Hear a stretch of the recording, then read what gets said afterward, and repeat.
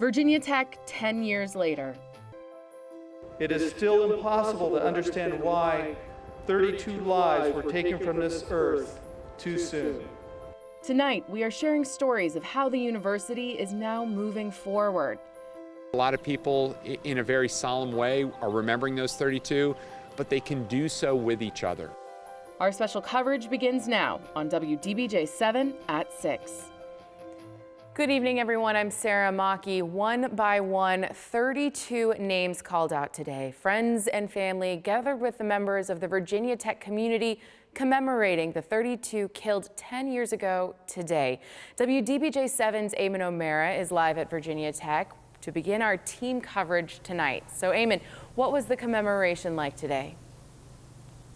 In one word, Sarah, awe-inspiring. The drill field, which you can see behind me, is empty now. However, it was filled almost halfway across with people sitting and standing to honor the victims of April 16th, 2007.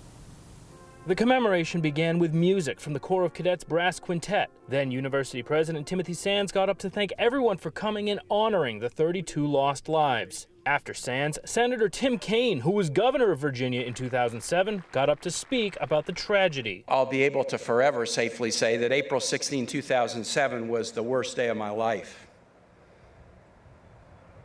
And I didn't suffer like so many here did by losing a loved one. But still, it was the worst day I ever expect to have. Kaine also discussed his interactions following the shootings with family members of the victims and how close he became with them all.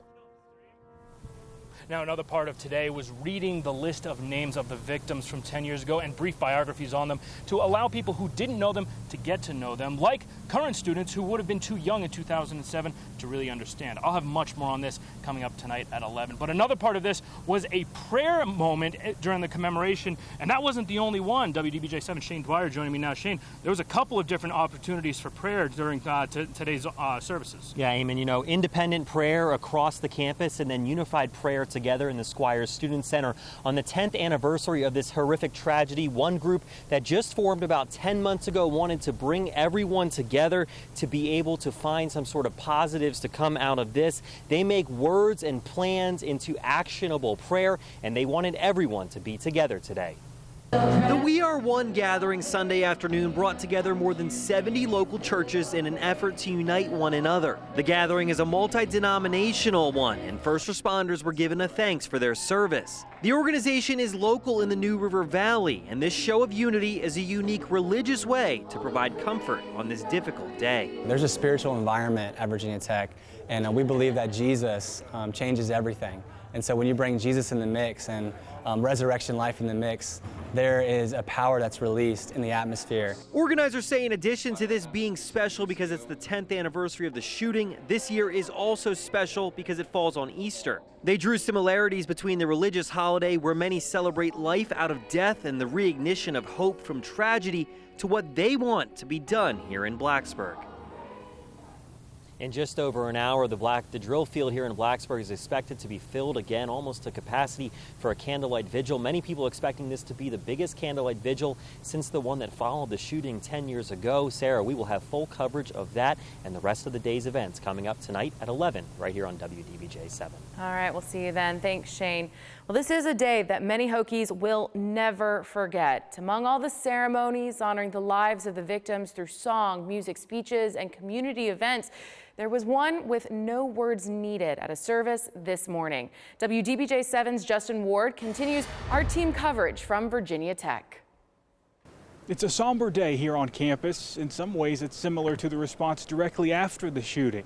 There are lots of tears and hugs. Commemoration events continued Sunday morning with a wreath-laying ceremony at 9:43. That's when the gunman started shooting inside Norris Hall a decade ago. That silence spoke volumes at the April 16th memorial. No words were needed as Governor Terry McAuliffe, current University President Tim Sands, and former University President Charles Steger and their families laid memorial wreaths. A couple hundred people looked on as the group made their way by each stone, marked with the victim's name, sharing stories, talking quietly, and then not saying anything at all. It was their own way of reflecting on the day. There weren't any speeches given or songs sung, Just that silence was all that was necessary. Families, friends, and the Hokie Nation then had their own time to pay respects. It was an emotional experience. 10 years later, and it's still hard for tears to stop flowing. Hugs, once again, seem to be the best way to heal. The ceremony lasted for about 10 minutes at the April 16th memorial. A statewide moment of silence took place at the exact same time. In Blacksburg, Justin Ward, WDBJ7.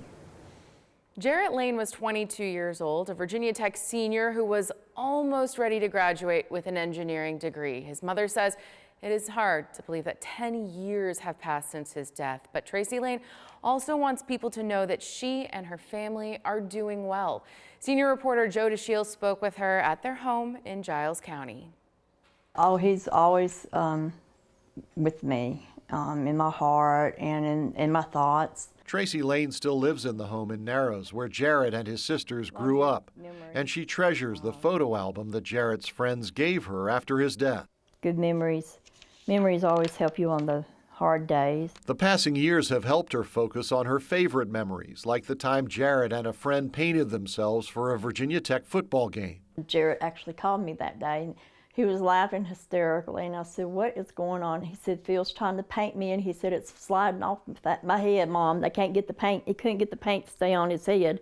In the days after Jarrett's death, Tracy Lane says her religious faith helped her heal. So has the support of a loving church and her neighbors in Giles County who continue to let her know that they remember Jarrett. We still appreciate how much the community reached out to us.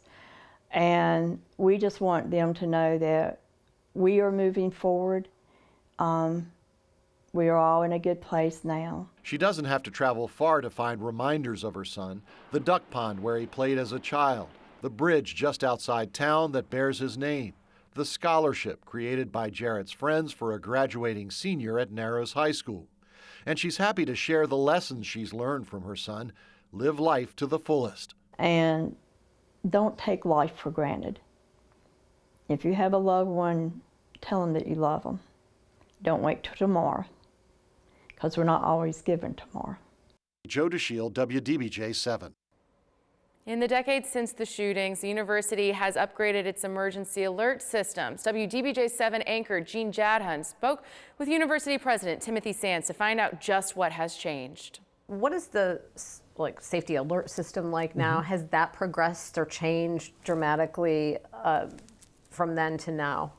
Yes. For starters, Sands says there are new audio messages that can be sent out in addition to a siren on campus. And he says there are now digital monitors in all classrooms that on a typical day show the time. But if there's an emergency alert that is going to go out, it'll show up on these monitors all throughout the campus. And that technology evolved, and we were in the lead on that because we felt the responsibility. Sands says the university feels the need to be the leader in emergency response, and he pointed out that technology continues to evolve. There are all sorts of modes with digital media, with social media that we can employ that are much more sophisticated every year. So it's getting better every year. In Blacksburg, Jean Jadhun, WDBJ7. Colleges and universities across the country, they looked at their own security plans after the shootings. At Hollins University, they installed these cameras within a year after the Tech tragedy. They also put the swipe cards on key buildings and streamlined their alert communications. And as technology has evolved, we've been able to move along with that so that now we can just send one message out and it goes email, text, Facebook, Twitter, all of those types of things. So the university spent up to 6 figures on those additions. More on their upgrades tonight at 11. And we will have continuing coverage tonight of this somber anniversary at 11. We're also going to have all of our coverage available online at WDBJ7.com. We will be right back after this break, but first, let's take another moment to honor those 32 people who lost their lives 10 years ago.